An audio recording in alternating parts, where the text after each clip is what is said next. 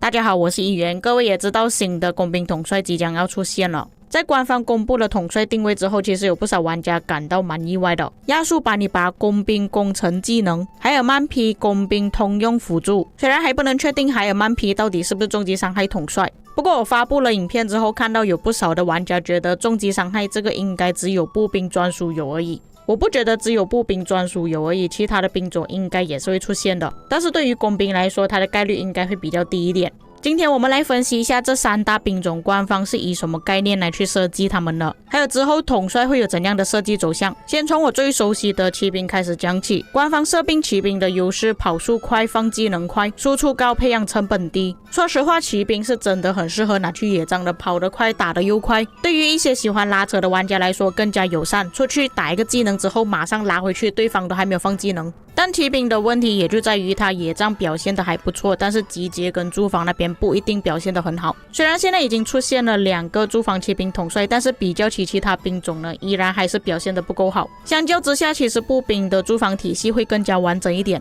而且就算你是要用骑兵来做驻防的话，你的骑兵统帅也必须要搭配一个领袖统帅。没有办法像步兵那样完完全全就是用步兵来做驻防而已。至于集结，虽然大多数的骑兵统帅都有设计集结的部分，但是在近几年的改版，尤其是水晶科技的改版，还有玩家玩游戏的变化，现在的集结没有看围殴的话，基本上开出去也是灵车而已。虽然说查士丁尼也是集结统帅，但是我个人觉得查士丁尼比较起在 KVK 里面做集结，反而他比较适合在埃及之战那边做集结。像查士丁尼的主动技能，为什么他是在没有围殴的情况下依然还可以叠加3层上去，搭配司机破防？严格来说，这个技能在打 KVK 的时候其实用到的概率还蛮低的。在打 KVK 的时候肯定不是只有集结过去而已，野战部队也是会跟着过去的。相反，埃及之战不一定是野战部队也会跟着你的集结一起出去。重点是查士丁尼本身就没有抗围殴的特性， KVK 水晶科技有围殴的提升，你们觉得查士丁尼的集结开出去会变成怎样？甚至我可以直接说，在近几代我看到骑兵的集结是逐渐减少了，没有以前那么多。在以前阿提拉的巅峰时期还可以看到有很多骑兵的集结，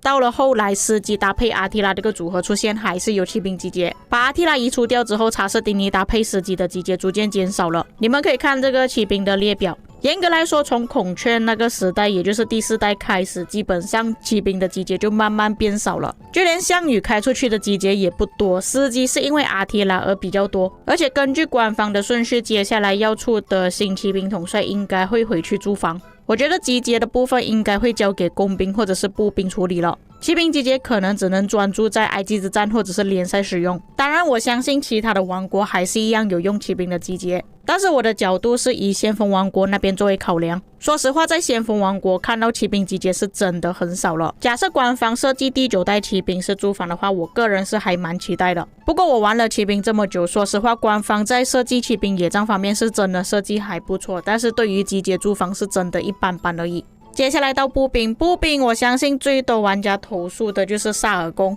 步兵的野战一蹶不振，还好这一次出了刘彻，表现其实还不错，但最大的问题就是关二爷到现在还没有下岗。那如果你是新玩家准备要去练关羽的话，我觉得大可不必了，因为那些都是7队玩家，他们需要用到关羽而已。你是新玩家只能玩5队的话，只有1队步兵就不需要去练关羽了。现在步兵能够拿出来打的转盘统帅就只剩下 CP 跟刘彻而已，其他的统帅我觉得新玩家不需要去考虑了。那步兵真的有变成这么糟糕吗？其实我讲真的，步兵还是在中间阶段而已，它并没有到这么糟糕。你说步兵的野战不行，但是它的集结跟驻防表现到现在还是不错的。虽然说步兵的集结输出比较低，没有像工兵这么高，但是步兵的集结最大的特性就是能抗围殴。在之前打 KVK 的时候都有试过开好几个工兵的集结出去，但是很多时候都是直接被围回去了。开了步兵的集结出去，虽然他打的输出不够高，但至少你能够补得起来。虽然打的时间比较长，但是比较起你的工兵集结开出去之后被围殴爆了，又要重新开集结来得更好吧。在这准备重新开集结的时间里面，步兵都可以把那些伤害打回来了。尽管他们不是最强的集结，但是是最能扛的集结。说驻防烂，但是近期的戈尔戈表现又还不错，能够挡住双集结。在戈尔戈出现之前，兹诺比亚依然还在线，并且你们可以看到步兵统帅这里的列表，这里就已经有不少的统帅是可以用于驻防了，就连萨尔贡他也是可以驻防用的。所以我认为其实官方一开始他设进步兵的定位呢是在驻防方面，但是又不想要让步兵只是驻防而已，所以他们派出去野战也行。但是假设一个兵种集结野战驻防全部都可以的话，那其他的兵种有谁要去玩呢？导致成步兵的野战统帅设计出来的效果比较起其他的兵种没有这么强。最明显的野战比较就是在第7代的时候，骑兵有贞德，工兵有诸葛亮，但是步兵是萨尔贡。不过我觉得官方在近几代发现到步兵好像越来越走下坡路了，全部玩家都要舍弃步兵转去其他的兵种，加上有不少的玩家一直在抱怨步兵的野战实在是太弱了，所以官方不得已再重新设计步兵的野战出现，还搞出了这个重击伤害的体系。不过我觉得重击伤害应该不是只有步兵专有的，骑兵应该也是会出现，但是要改去工兵那边或许会比较难一点，因为工兵实在是太多统帅全部都是技能伤害了。我觉得之后步兵未来的发展应该也是往驻防方面去发展，步兵野战看情况设计，然后步兵的集结应该会保持现状，不是主流的集结，但是可以看围殴。到了工兵，其实官方一开始的想法是很明确的，就是想要工兵集结一路走到底。你们可以注意到从第2代开始，工兵的集结好像都是主流了。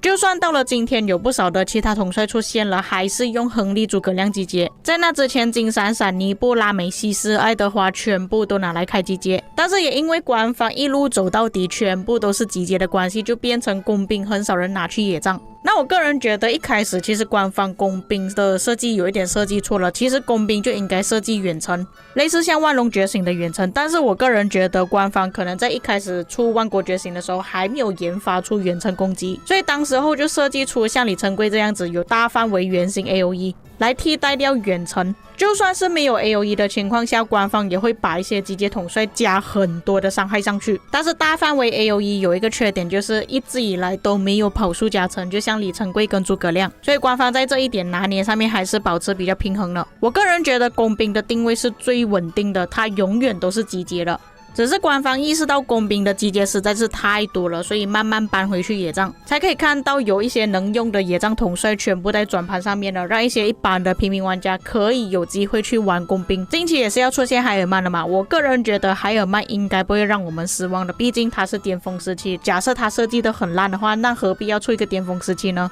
而且工兵的集结不同于骑兵，大多数工兵的集结统帅呢都是有抗围殴的特性，比方说尼布、金闪闪、亨利全部都有，不排除第8代的亚述巴尼巴也是有抗围殴的特性，可能可以搭配诸葛亮或者是亨利来使用。至于工兵的驻防，你们也看到了，迪多好像就驻防那一阵子，而且只是驻防关卡或者是单集结的时候效果会比较好，双集结的时候也是一样死的，遇上围殴部队也是一样死。之前出现过阿尔特米、阿曼尼，全部一样也是没有办法守太久。相反的，工兵集结一直以来都很强势，以至于让他们忽略到了驻防跟野战的部分。或许他们自己也是看到后台数据用工兵的玩家实在是太少了，所以他们才慢慢设计成工兵野战也出现。至少目前是拉到3家是平衡的，有可能是3队工兵、3队骑兵，或者是3队步兵，让玩家有更多的选择性，不会强迫他们去玩特定的兵种。剩下的远程其实我还是搞不懂官方到底是怎么想的，因为现在远程被限制太多，又什么技能伤害不能用啦，普攻伤害又不能用，